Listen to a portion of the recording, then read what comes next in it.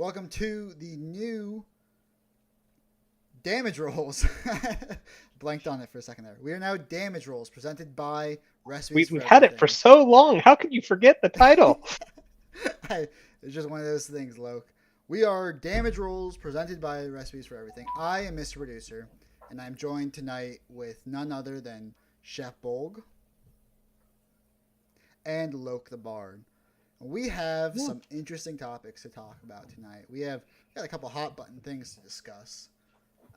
I think the thing that's on everybody's mind, of course, is the new Avatar: The Last Airbender show. It dropped just on Thursday, 2/22/24. I know I myself have already finished and binge watched it. I believe Loke has as Yeah. well. Yep, we've watched the whole thing. Once more, Bolg is behind on his homework, but I don't have Netflix. to the surprise of nobody. I don't have Netflix. I have popcorn. Yeah. As I watch the discourse, so you may proceed. I usually talk first, but I'm going to defer to Loke because I'm interested to hear what he has to say on the Last Airbender show. Well,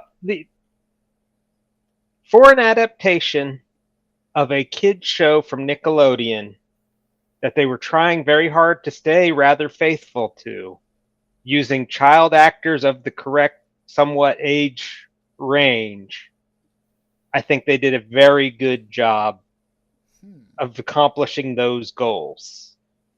Unfortunately, those goals don't necessarily make the greatest, most entertaining show. They took a lot of liberties. Well, I have no problems with any of the liberties they took. My problems, child actors come off a little stilted when they're reading scripts that, adult actors would have a hard time pulling off. They come off flat a lot of times, and there's a lot of complexities, to the script and the deliverance of the script. Yeah, and Avatar is such a balance, because it is a kids show. You got the goofiness of the kids show and the cartoon lightheartedness, but it is a show about genocide. They kicked the show off. We'll throw in a quick spoiler alert. Yeah, it's the opening credits. It's not too much of a spoiler. If you haven't seen, just moving forward, if you haven't seen the show or anything we're talking about, tune out for now. Come back after you watched it. But yes, they kicked off the show with genocide. Yeah, which is a ballsy move. Yeah. What are your thoughts? I know Bo was just touching on this briefly before we started. Starting with the genocide of the Airbenders and how does that impact the story and getting to know who Aang is? I think what they were trying to do is the original audience of Avatar: The Last Airbender, people who grew up watching the Avatar cartoon, are now all adults. And so the show target audience, I think they're trying to change the target audience to be fans of the Avatar show rather than to still be the kid audience the original Avatar was targeting. And so what better way to do that than to show people burned alive in the first couple of seconds? Yeah, they went pretty, I'll probably watch it again just to get another opinion on it. But they were pretty crude. They were pretty crude with some of the immolations. Yeah, well, and I don't know, but see, because they did it there, in other places when they're fighting the Fire Nation and people are getting hit with Fire Nation fireballs in their face and their eyebrows aren't catching fire, those things stand out in cartoons. You don't notice that kind of thing, because it's a cartoon fireball hitting a cartoon face. They may not have had eyebrows drawn on them to begin with. But when the fireball's hitting a real person in the face and it's not burning off anything, it kind of loses the severity of throwing fire. I had started making a list because it was the first episodes had made me. I was okay after the first episode. By episode 5 or 6, I was enraged. I was outraged, as you guys were able to see in our group chat. They were able to kind of pull me back by the end of episode 8. The attack on the North, I thought was done pretty well. It was a solid way to pull it back in after the shit show that Amashu was. Yeah, and I like the Amashu change. Now, again, it's a change. They combine storylines. They combined like 4 episodes into 4 or 5 episodes into Amashu. They had the fake airbenders, the engineers that flew. The fake. They took them out of the temple and put them in Amashu. Yeah, and then they had Jet, the terrorist, who was supposed to blow up the dam. That was a problem. That was a problem I had. Yeah. Yeah, there was no like. But there's a lot that they changed. See, that one I actually thought they did a good job of bringing stuff that was in the actual show, but the fact that they're doing this in 8 episodes instead of, there were more than 20 episodes in the original season. The only way you're going to get that much is combining them. It's either you're leaving 3 of those out and only doing 1, or you combine 4 of them and you do, the little nod and a wink to there were several major like Katara plot points they changed that I had issues with. The first one that comes to mind is when Aang finds Igatsu and he's in the Avatar state for the first time, uncontrollable. And in the show, Katara kind of centers him and brings him back, but Aang just kind of came out of it in the show. But see, now in that's an important change for how they change her and Aang's relationship throughout the whole. They took Aang out of the tunnel of love and said, "Oh, there's no magical rocks; it's just crystal lights." Yeah. What? That's a huge character development between the two of them. Yeah, and there is no signs of a crush on Aang's part in the entire season. That might change in the future seasons. Yeah, but that's a definite question. Like, I haven't seen it, but I've seen like bits and pieces through media and reviews and things like that, and I'm trying not to let the reviews bias me. But that tunnel of love scene is a big moment for the two of them, because it's kind of them both acknowledging this unsaid for one side, crush that they're both developing. And we never really know if they kissed or not in the actual show. And now they're just skipping over it like it's not a big deal. Well, and I think that also has a lot to do with them using real actors of the age. 12-year-olds kissing is not the same. Yeah, but that again, that's just implied. The cartoon is able to do it and keep it innocent and keep it. I think Netflix with live action actor and actress may have just been a little too sensitive about it, just erring on the side of. They took out a couple, small details that, really kind of bothered me. Again, the first one that comes to mind is Sokka's boomerang, and when Zuko lands in the Water Tribe. This is, a pretty big Sokka moment. It's his one of his first big like Sokka moments where he, steps up as a warrior and chucks his boomerang. And I don't think it would have been that hard to put into the show. It creates and it's a good character development between Sokka and Zuko that again is just now absent. Yeah, and I think that again that's going to be them trying to keep the balance of the young that weapon that he picks up off the shelf instead of the boomerang. That it's some kind of a club that he has that I don't club think in the show. Yeah, but that where they're trying to get, you don't see a lot of swords and a lot of edged weapons in this first season. It's a lot of clubs and a lot of non-bladed. Yeah. And that's the other thing. Like, you see scatter shot that some of these stone earthbenders Yeah. are breaking, which would be like a buckshot shotgun hitting somebody, but they're not piercing their skin. There was one like instance where Ira's back gets pierced, and it was like, Yeah. the only thing I saw. Yeah, there's when it's plot important, all of a sudden, There, Zuko's eye gets burned, obviously, because he's got the scar in the show. That's not a spoiler, right? no. But that's like the only time fire burns somebody, is when it's important for the. Did either of you watch the Nostalgia Critic review of the Avatar: The Last Airbender cartoons series? I have not. No. No. So it's really cool because they do a top 12 episodes list, and then they do a bottom 12 episodes list.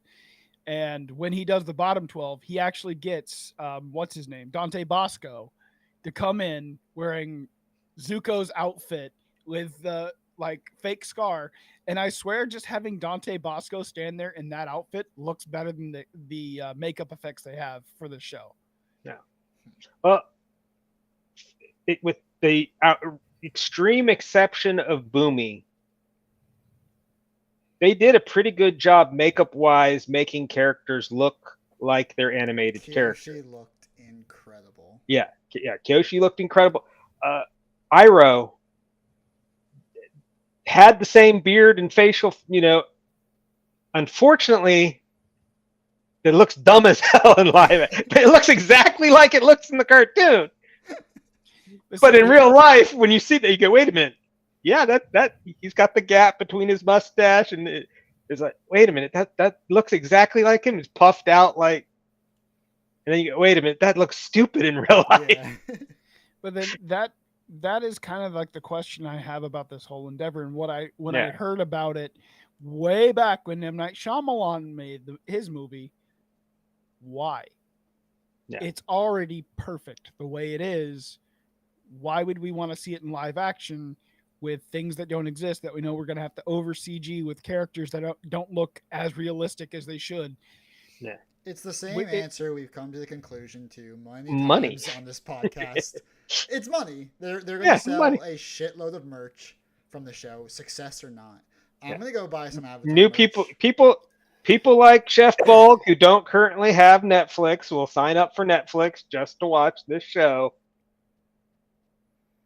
because they were big Avatar fans and they got to see, especially if it got good, if it had gotten the good reviews that they really wanted. Look, Mr. Producer, who aced your little test of the Avatar trivia?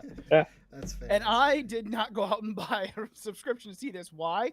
Because I own all of it and Korra on DVD and Blu-ray. Yeah, but you've heard the reviews on this.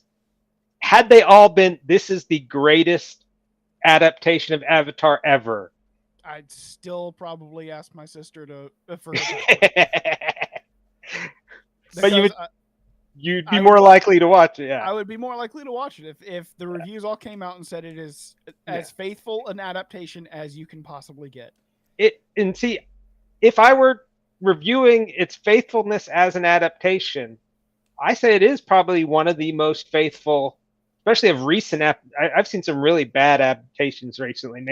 Maybe my bar is lower than most people because I've seen so many bad ones. Adaptations.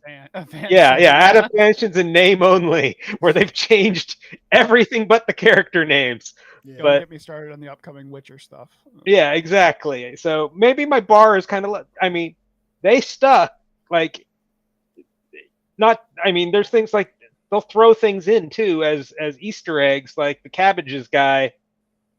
The payoff for that was pretty good. Yeah, they've thrown him in there, and the secret tunnel song is in there. I thought they were going to skip that song, and I was almost heartbroken. I probably would have turned off the show and not. Yeah, but they didn't. It's there. It is there. Okay. I might be forced to go over to my dad's early tomorrow to get his Netflix to watch it. If if Kyoshi Island, the overexcited fan, is there. You know, Damn it. Kyoshi Island is probably the best episode. That's episode 2. Is probably the best episode in the whole series, in my opinion. So speaking of your father, the one and only Nigglewart, I am supposed to be running my D&D game tomorrow, and if he's watched the show so far, I already know what BS I'm walking into. Because in the first 2 seconds of the show, after the genocide, Aang's flying. He's basically flying. Yeah, I did read that is something he does, and I'm like, a dude had to lose his wife to do that. Yeah. And I already know tomorrow I'm walking into, well, I saw Aang do it, so now I can do it, right? And I'm... Yeah. Yeah, he doesn't just fly with his glider either. He straight up Superman flies. Yeah, he's just kind of whirling around. And he's doing, and his airbending is basically telekinesis, Jedi stuff as well, where he's stealing keys and stuff like that on a gust of wind.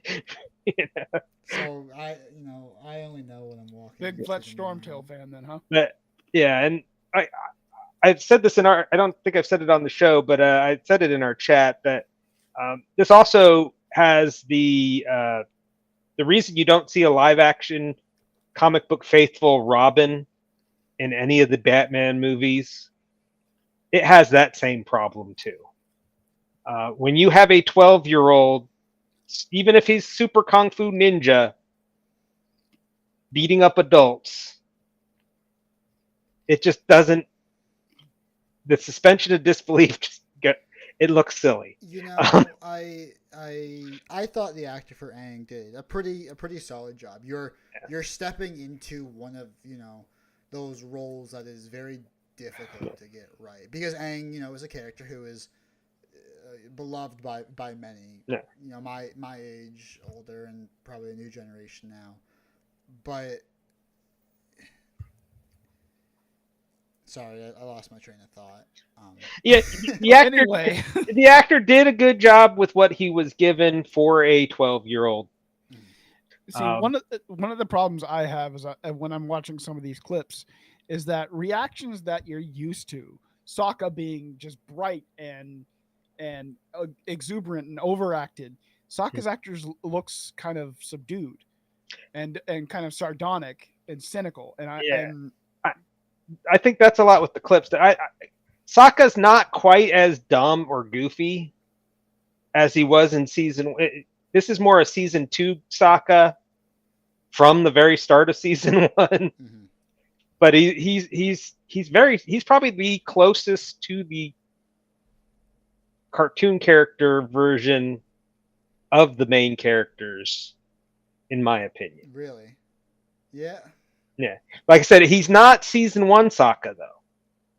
He's a little bit more mature. He's a little bit more grown up. Not quite as stupid. From the clips I've seen, Iroh is the closest for me. One thing I called it from the beginning. I don't take Azula seriously. She's too cute. It looks cute. It is not threatening. All 3 of the evil chicklets are. Again, it goes back because they look like they're 12. I don't know what their real age is in this show. Is like 19 or 20. Yeah. I will say, but all 3 of them look like they're 12. Yeah. And for them to be the evil, again, by the time we get to season 2 or maybe even season 3, they could look a lot older, so it'll be interesting, Yeah, and the director has said that as well, is that was something that they intended when they changed it, because each season, there's going to be at least a year between where they get a year older each time. Mm-hmm. By the time they get to the serious seasons, the very heavy dramatic ending of the series, they're going to be young teenage, 16, 17-year-old teenagers. You're not going to be able to hide the fact that they've aged that much. So in their scripting, they're going to make changes to allow for that aging. Yeah. Instead of it. one thing that yeah, the old slightly older actors I think is a good choice, even though we'll see as things progress. One thing I'm not mad about that they did with this first season is actually one of the things that the actual series did very well, which was they didn't show Ozai. Daniel Day Kim looks imposing as Ozai, and he's fucking ripped in the Agni Ozai was guy. kind of, Yeah, I kind of fucked with Ozai. yeah. Ozai, I actually enjoyed Ozai being there. I think it brings a higher sense of gravitas. Not as much as Mark Hamill, but what are you gonna do? One of the best voices of a generation Yeah. versus a great Asian actor. I'm not downplaying Daniel Day Kim, but he's not Mark Hamill. Yeah, and I like the Ozai, and Ozai personality wise, he, even though he's not in the original first season like that, you've seen from the back for maybe a clip or something, but you know what I'm saying. Personality wise, he also is pretty true to the character of Ozai.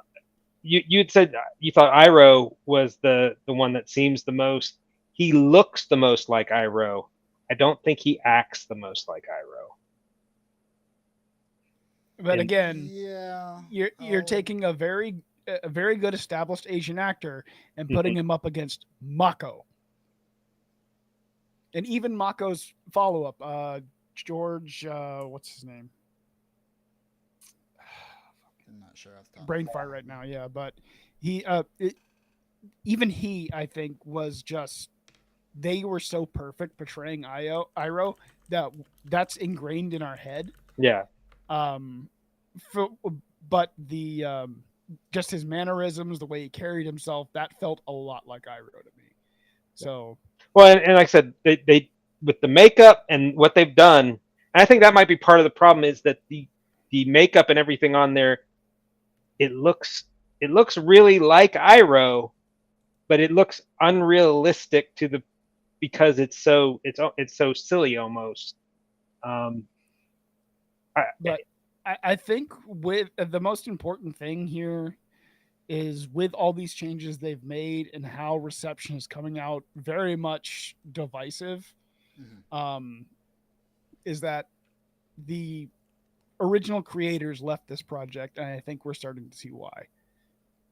I think we're seeing that what they wanted was basically a 1-to-1 adaptation, and that's not what they were going to get. No. Yeah, and I don't think a 1-to-1 adaptation would work.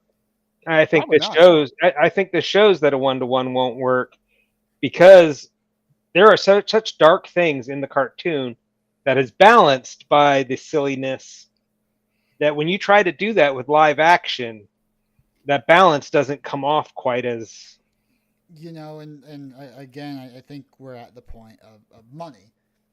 Only 8 episodes. They had a lot of locations in the show. Yeah. It's much easier to draw a different style of temple than it is to find another or build a set or build it, hire everybody. It's much cheaper to just draw it up real quick. Yeah, and other adaptations, which have been mentioned on this show that I was rather disappointed in. They'll cut love interests completely out of the story for season 1 because of money. So at least they didn't do that. Yeah. At least they didn't combine characters into a thing. They didn't make Katara and Sokka as one person. Yeah, which somehow you laugh, but there are adaptations out there. That's what I'm saying. Yeah. I would like to touch on one thing I did enjoy about this remake, and that was the increased lore that they chose to use. That was not, available or around at the time of the initial, show release. I'm referring, Kyoshi and Kuruk and I guess even Roku too. They touch on parts of Kyoshi that is mentioned in her novel. And Kuruk, I think, was shown for maybe a scene in the show. Yeah, a couple. Yeah, he's brought up a couple times. Yeah, very little, but they have a full. They have Kirk plays I would argue, even an important role in the finale of the show. Yeah. They didn't touch on Yang Chen too much, which I thought was a little interesting. Being she was the previous Air Avatar. Maybe they couldn't find. Did they show her at all? Not in season 1, but Yeah. she was also Well, not in maybe season 1 of the cartoon either. Maybe they just couldn't find an actress willing to shave part of her head. Yeah. But anyways, I thought it was really cool how they chose to use some of that like extended universe stuff in the show. So I will give them credit for that. Well, I mean, they do have now years of comics and Korra and even just the Bible that Konetsko and DiMartino came up with. They have that to their disposal now to include some of that stuff. And next year they're coming out with the animated adult. I saw that. That's a bad rate. That sounds like a porn. Maybe I should rephrase that. The grown-up version. Okay. The grown-up Avatar: The Last Airbender characters in a animated movie is supposed to come out next year. That's by the original creators. Creators, yeah. So, and apparently part of a 3-movie deal. So who knows? Yeah, because actually, Korra may have been a better live action probably choice because Korra's not 12 years old. I don't think, and staying true and not aging up the characters. Unfortunately, they're finding child actors who can pull off these.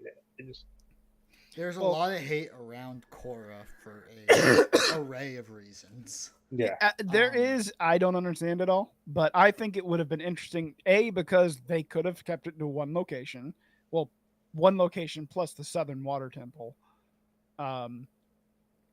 Republic City would have been a fantastically realized type of noir-looking area. Asian noir kind of thing. I think Korra would have been a better choice, but I understand why they didn't choose it.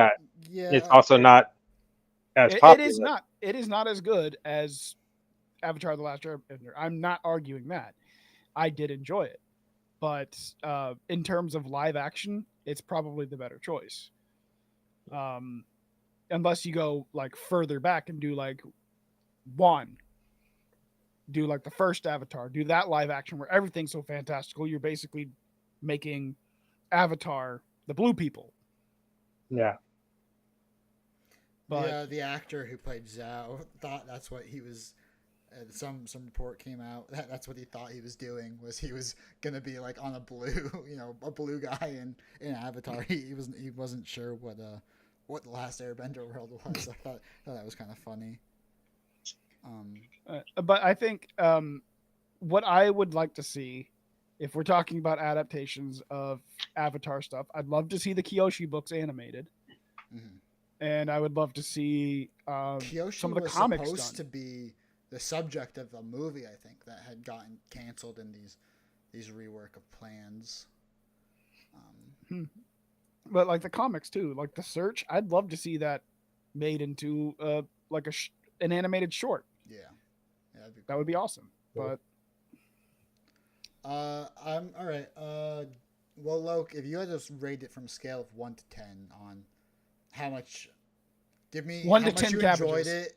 Yeah, just how much you just rate the scale. I'd probably give it a solid 7. 7.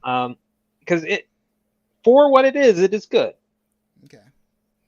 It's just, I think the people who are closely tied to the original cartoon are going to be disappointed because it's not as good as it's not as good as the original. People who were never involved in it, though, I don't know if it's going to be good enough to hook in too many new audiences, because it kind of relies on the fact that you like the cartoon first, right? Because like the emulation of people, not something new 7-year-old first time watching. The target audience is just not. That's not what the target audience is. which the cartoon, you know, the first time I watched Avatar, I was with my kids. I was putting on Nickelodeon for them. It wasn't, you know, so I've got a different view than Right. Mr. Producer I who grew up watching. Yeah. I mean, there's a lot of kids out there whose, you know, first animated crush was Ty Lee. I mean, how are they going to handle, you know, the beach episodes and stuff like that? They're not. At that point, are they going to be old enough, or are they just going to meld those into the important parts and skip over the rest? Yeah. But that was a crazy beach party we just had, anyways. Yeah, because that is something, you know, they focus on a lot of the action and you know, excitement drama type stuff in the season 1, but then when they get places, people are talking about other stuff they did as if the rest of the seasons still happened. They did that in the it was in one of the Earth Kingdom bars. They're like, oh yeah, you know, this kid just crossed a canyon, and those pirates, what were they doing? It was because like the pirate one specific, I remember mentioning the pirate thing, and the pirate episode is completely cut from the live action. There's no reference to it. She gets the scroll from her grand instead. That was another. I don't know if it was Felix who brought it up or you, Loke. Grand. I brought it up initially. Grand just starts, you know, cooking immediately when Aang wakes up. She's like, "Oh yeah, there was 100-year war. You disappeared." She recites the exact opening from the show about mouth open exposition dump. Yeah. Yes. Yeah. She recites that exact. You know, the 4 nations used to live in peace until the one day the Fire Nation attacked, and it is word for word the opening to the original that's series. Probably an homage, but still. Yeah. But I just thought of something. When you frame out for a second, you're just kind of, you know, trauma dumping this on a kid who just woke up from 100 years coma. That's how Aang finds out the Airbender nation's been destroyed. I just thought about something. What if we get to season 3 and it goes down to the final battle and Ozai wins, and then the curtain drops, and then we get the stands, and it's another representation of the character sitting there watching. Honestly, some people would prefer it that way. I would love it. I would I would watch it ironically and not seriously, and I think it would probably be much better. But so what did you give it, Mr. Producer? How many cabbages out of 10? I'm gonna give it a 4.5 cabbages out of 10 cabbages. We need a soundboard. My cabbages. You know, like I said, they had me and then they lost me, and then they kind of brought me back in. I liked how the bending looked. Some people didn't care for how the bending looked. I thought the lightning bending looked sick. I thought the water's really difficult to animate, and I thought it looked pretty fluid for, you know, what it was. I don't know what the budget was on the show. I think the rewatchability is definitely down for me. Why would I spend 8 hours watching this when I could just, you know, like Luke said, go back and watch the original, where I get all of it for approximately the same amount of time. You know, I thought that some of the bending looked cool, but I don't know if that's enough to justify an entire season rewatch. Yeah, that's one comment I didn't make was the special effects. They are not movie levels, but they are good for a TV show. They are good special effects. They're better than the infamous earthbending scene from the Shyamalan movie. Yes, they are better than the Shyamalan movie, but they are not what a big budget Hollywood movie level special effects would be. Mm-hmm. So if you go in expecting that, you're going to be disappointed. But they are better than a lot of Disney Plus show special effects have been recently. So it you know, you gotta. I mean, it is technically a made-for-TV show, even though it's Netflix, not on air. It is still a made-for-TV show budget 4.5 So cabbages is my final rating. Did you have any last thoughts on Avatar, fellas? no, I'm good. Speaking of Disney Plus, we had a trailer that dropped right after our episode 2 weeks ago, and that is Deadpool and Wolverine, or as I otherwise have listed, Super Bowl the title, trailer. Deadpool 3, Yeah. which I did not realize they changed it, but I will still be referring it to Deadpool 3 till the end of time. I thought it looked pretty good. Yeah. There was a lot of speculation about this film. I brought it up previously a couple times that this could be a make or break for the Marvel release schedule. I am very happy I was wrong. I am very happy that we got a full trailer. I thought we would get a teaser because there's just no way they could have had post-production It done. was what a couple other commercials did, where it was like, hey, here's a teaser, go online, you can watch our full trailer. So they didn't have to pay for a 30-second spot. Right. But I'm glad I was wrong because just am that they a released giant one. Gotcha. Yeah. I just thought they would show like the title. Maybe we get Ryan Reynolds in costume, like we did for the first Deadpool, where he was just him in costume. Then he got the title. Or it'd be something where it wasn't in the movie, like where he was on the couch with. Right. Yeah, that's what I mean. Right. Yeah, but it was a full trailer with full effects, showing new characters. I was completely blown away. They just recently very happy filming, like they that's what I was saying, that there shouldn't have been any way for them to have had post-production done, but they must have already been in post-production while production was still going on. Yeah, they were already doing post-production while what's happened with a lot of things with these movies because of the writer's strike, where they stopped filming everything that they had filmed prior to the writer's strike. They've done the post-production stuff on during the writer's strike.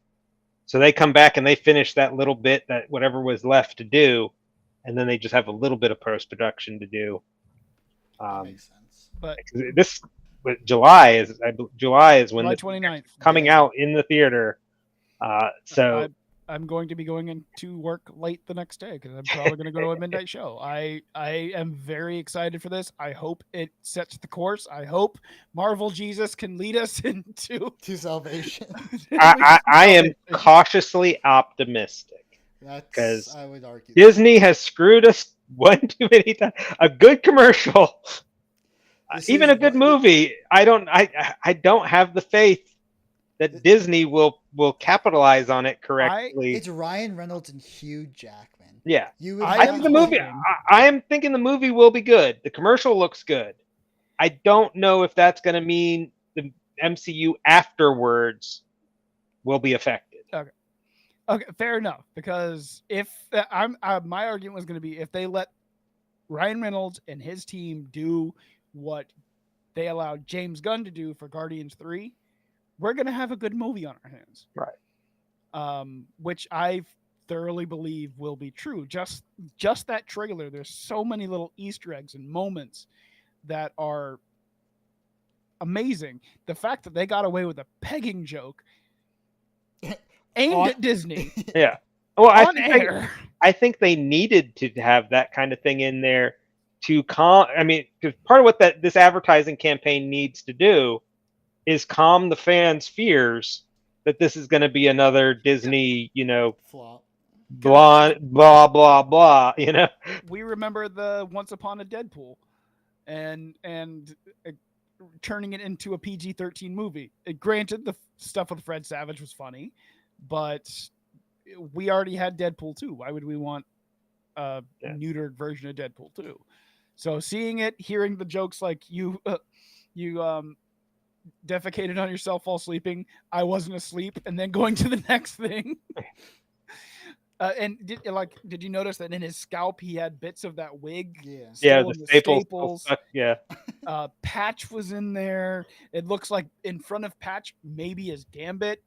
There's little winks and nods, the 20th Century Fox thing sticking out of the ground. Pyro's back. We saw Cassandra Nova. There was the Secret Wars comic on the ground sitting next to the bottle of the of the soda that Stanley drank in Hulk and the Incredible Hulk. There's just tons of little stuff in there that just grabs attention. I don't believe we're going to see Doom like a lot of people are saying, because that masked guy they keep showing, that's not Doom. If I'm wrong, and they, takes off the mask and it's Henry Cavill, like they're rumoring is going to be. They think is going to play who Dr. it is? Doom? Yeah, that is who they're saying might be Dr. Doom. Yeah, that's this week's rumor. But yeah, I mean, who hasn't been rumored? He's got his hands too full with Warhammer, I think. There's no probably. way. And Highlander. Really? Yep. The Highlander remake, that hopefully is going to be great. Hopefully. But anyway, that's not on our schedule for this week. We'll talk about Highlander. I think I just talked for the longest unbroken that I ever have on this show before.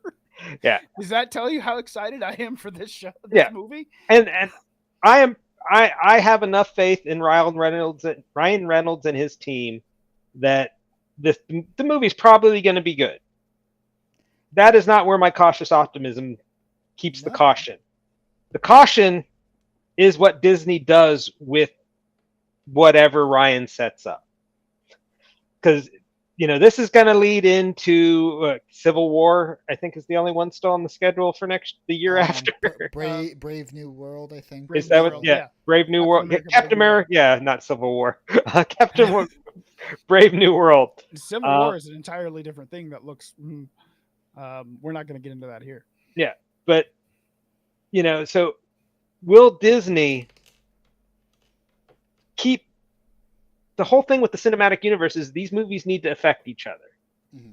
Is Disney going to pull another Eternals, where you have a giant freaking alien coming out of the Indian Ocean above the cloud line to where you can see it from space, which would change weather patterns and change the world, that nobody mentions in any of the movies that came after Eternals? I would not be surprised if they make a joke about it. Yeah, but what I'm saying is, after Deadpool, in Brave New World, is anything that happens in Deadpool gonna have any effect on Brave New World? I think the TVA is too central to their plan for it to not have. Right, because it's taking place. It's taking place in the Void. We see the monster from the Void. We know that Loki is now in charge of the entire timeline. Mm-hmm.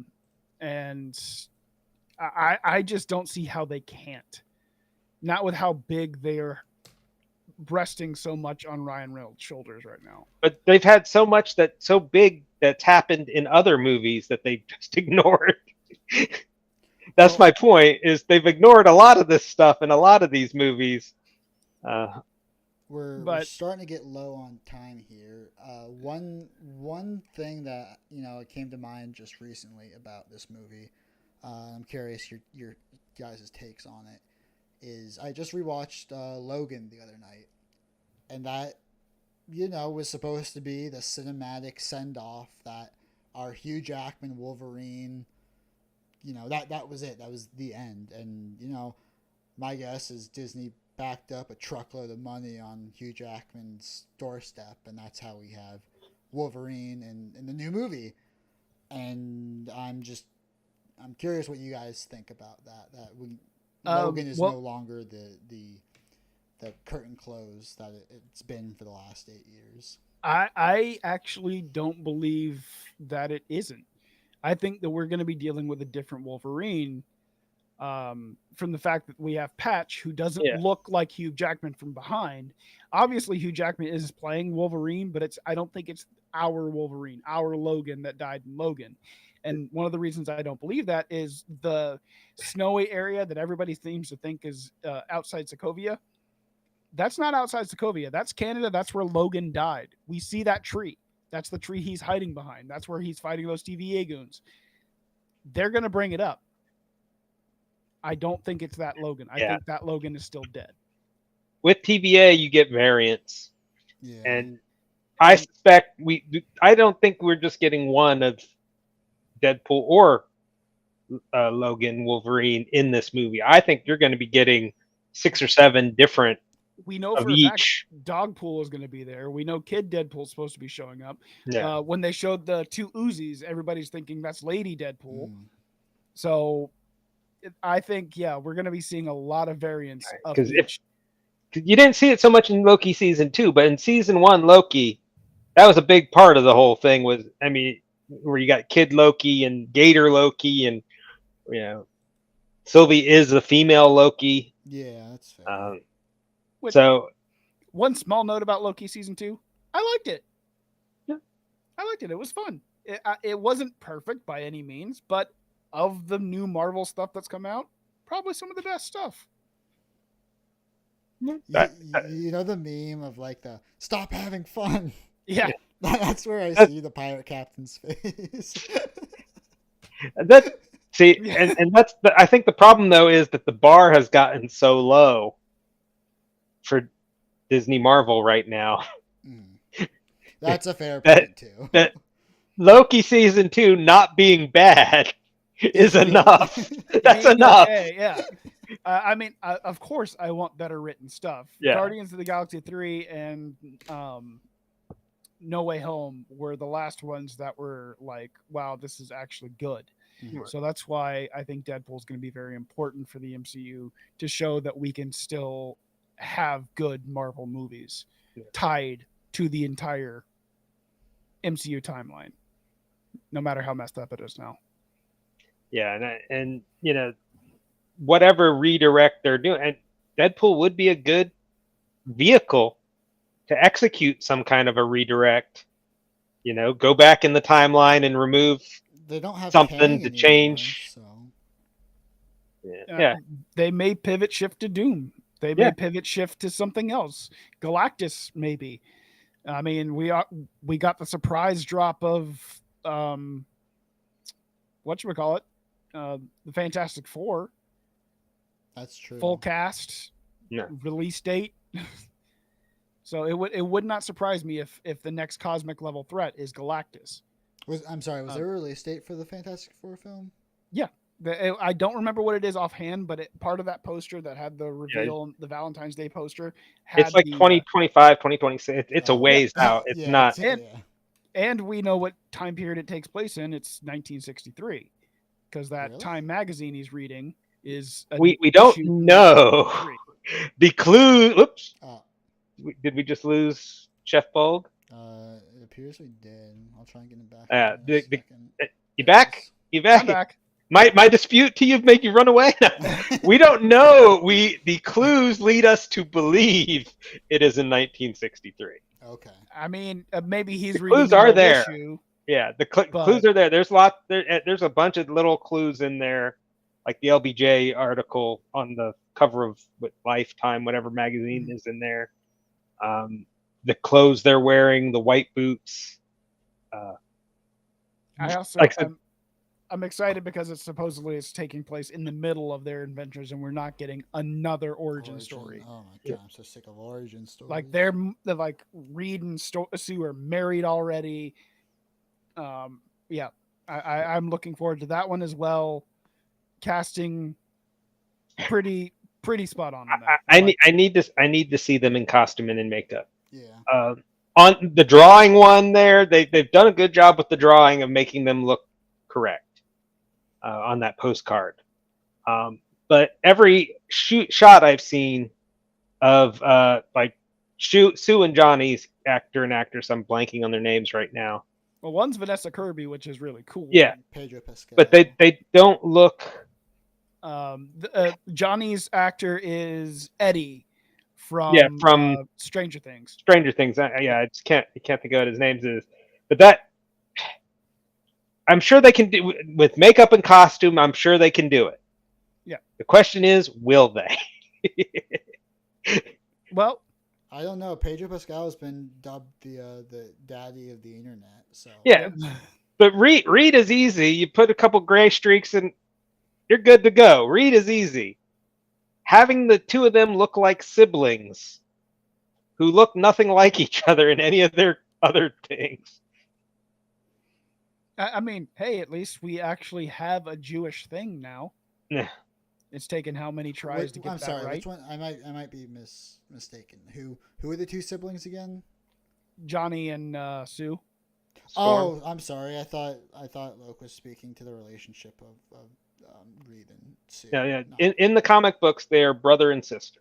Gotcha. I'm sorry. That's my bad. Yeah, I no, was out of context. that's bringing Quicksilver and Scarlet Witch vibes from the Yeah, Ultimate no. Universe. Let's not bring Yeah, that into this. Yeah, and in what's his name?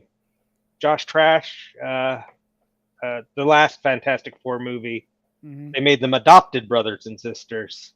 Mm.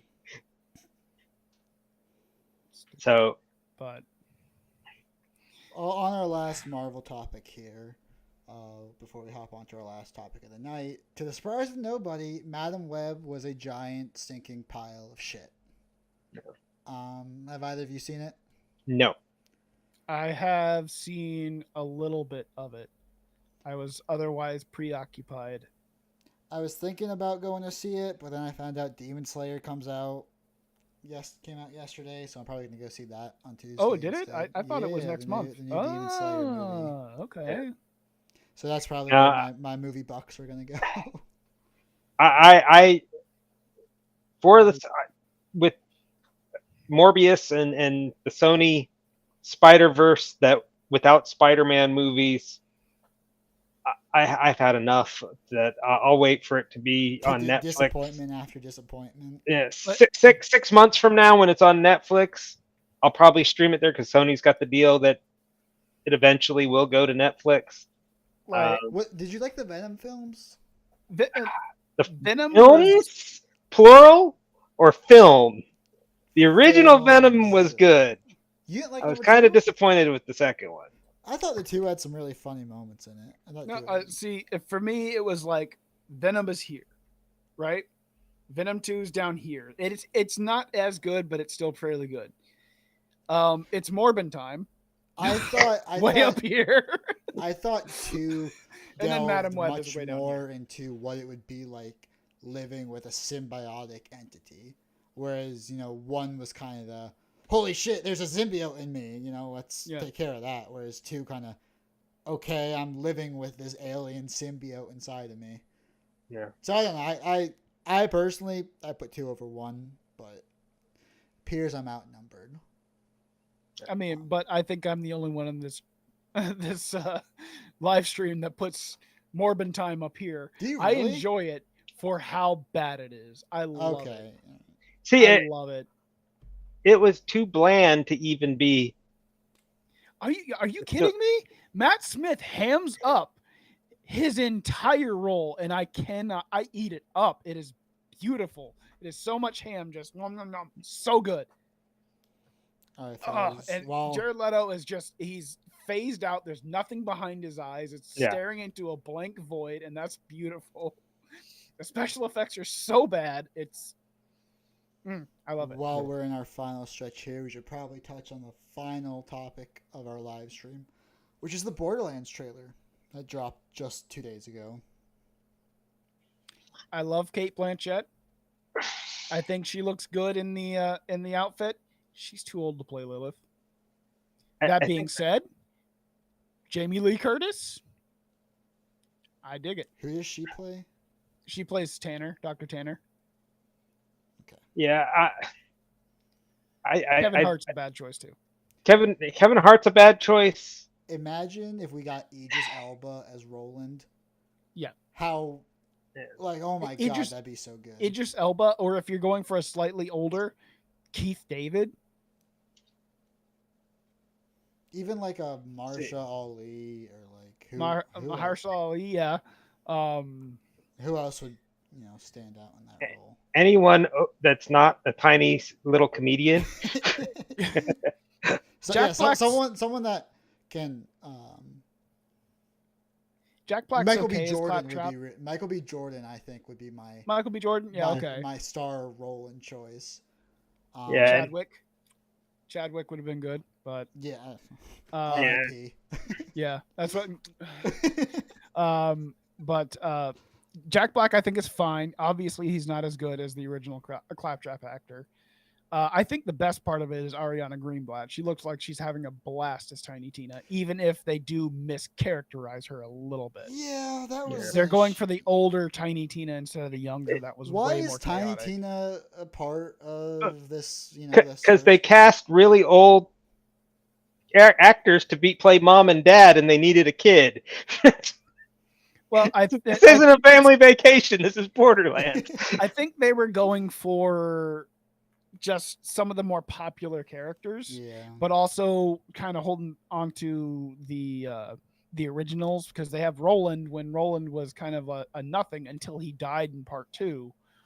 And Mordecai's not there, Brick's not there. Brick, that's who I was thinking. Yeah, Brick would have been, if you got like, I think Brock Lesnar's a little too a hot topic right now to discuss, but someone like Batista could have done it. Yeah, and Batista was going to be my next one. Batista or I pitched the guy who from Reacher. Yeah. Who may be the next Wolverine that everybody wants, but I thought he was. I thought he wanted to play Batman. Batman too, yeah. Yeah. But yeah, there's a lot of things, like why Krieg? Why are we getting Krieg? Who's Krieg? Krieg's the psycho. Oh. Yeah, why are we getting Krieg? What? Krieg was fun, but he wasn't my favorite character from 2. If we're getting, people from 2, and we don't have a single berserker other than Krieg, why didn't we get like what's his name? Salvador. The Gunzerker. That would have been fun. But no, of course we're getting Krieg. Yeah. Because I guess they want the psycho, but I don't know. It kind of looks like it's headed for a steaming pile of shit. Maybe I have faith in Eli Roth. Oh, it's Eli Roth doing it. He's producing it, yeah. Oh. Okay. So I and he's a big fan of the game, so I have faith in him to at least deliver a script, something palatable, and visuals worthy of the game. The rotating gun, like I know we didn't get a lot of guns, and guns are real big in Borderlands, but what they did show us, I liked. So I'm cautiously optimistic about it. I want Moxie or I walk. Moxie's in it. We don't have to worry about that. Yes. Right. Maybe I'll see it. Now, who's playing Moxie? I don't remember. I remember a name, and I remember going, yes, okay, that'll work. But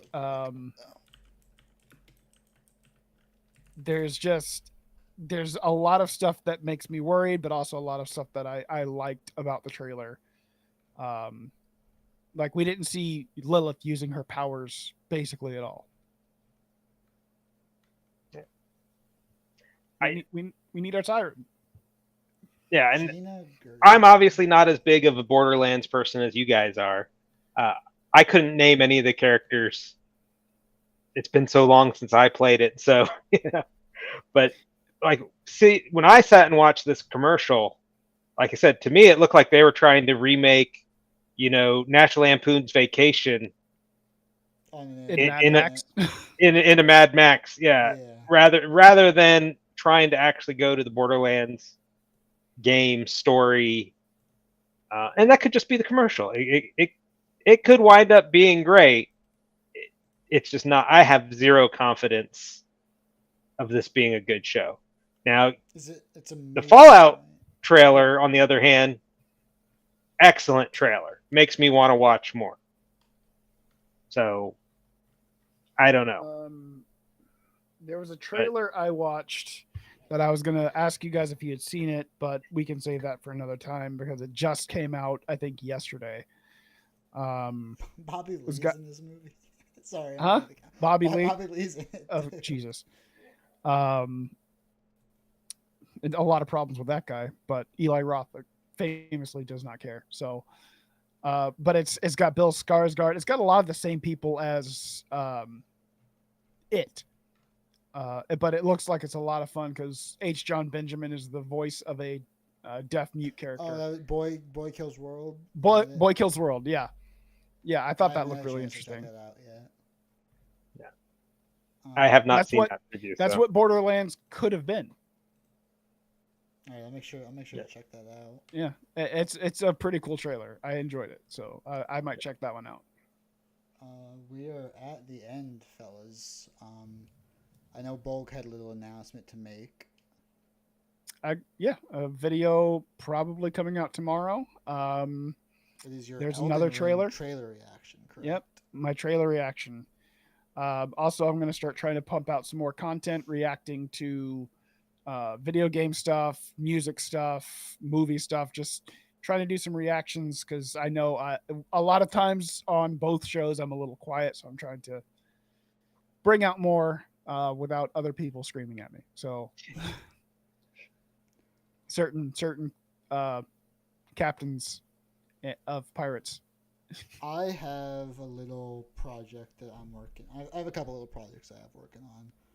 One is not channel specific. The other, I'm still workshopping how I want to do my super fight thing. I think I had a good idea with it today. And Loke, we're trying to get a book review video intro put together for him. You got any final words to say, Loke? No, I'm just trying to make you guys do all the work, and I'm not. Well, all he has to do is be on camera and do the thing. We do all the rest of it. Yeah. Yeah. But I think that will do it for the first episode of Damage Rolls, replacing the Friday Night Galley, brought to you by Recipes for Everything. I have been your host this evening, Mr. Producer. Say goodbye, Bolg. Goodbye, Bo. Say goodbye, Loke. See ya.